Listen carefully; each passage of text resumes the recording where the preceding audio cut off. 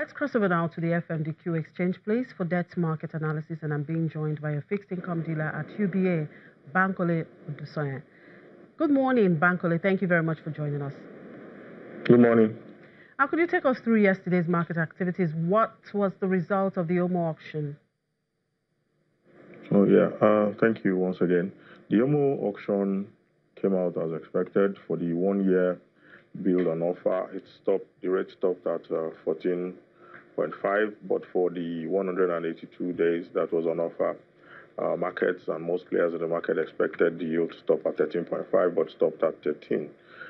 Expectation was based on what had happened at the primary auction, where 180 days stopped at 13.5.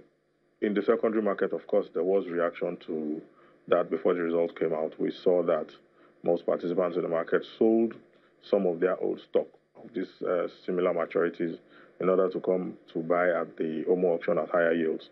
So basically, it's a liquidity-driven market. This week has been very active. Since we received federal allocations, we've seen that the November bills in particular, the yields have continued to trend down. And like I said earlier, the 182 days to 360-day bills have been sold down for a swap to buy back at the auctions at better yields. It's 2 days into a new trading month. What should we expect in this new month? Okay, we do not expect major spikes in yield, but a continuous and a gradual climb in yield. And this is simply because of what has happened with inflation and expectation that the expectation of fund holders, the portfolio managers right now, you would expect that you would want more real return on your investments right now, because as we speak, there's a forecast now, there's a view that inflation will climb to 12 and 13 levels. We are currently at 11.28 levels, 11.3 on the approximate. We expect this to climb, and as this continues to go up, fund holders and people who are investing in the market will want to take into consideration your yield, the difference between your yield and how much inflation takes out. That's the real rate of return. So that's a consideration right now. And let's not forget that the system illiquidity has actually reduced the amount of demand we've seen, even as the central bank is increasing or maintaining the amount they are issuing in OMO, and the federal government continues to raise debt locally.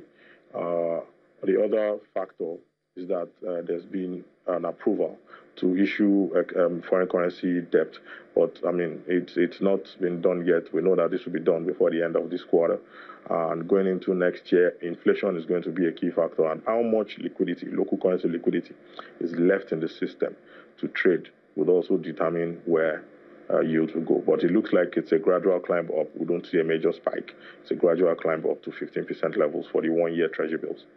All right. Thank you very much for your time, Bankole. Bankole Odusoye is one of the fixed income dealers at UBA.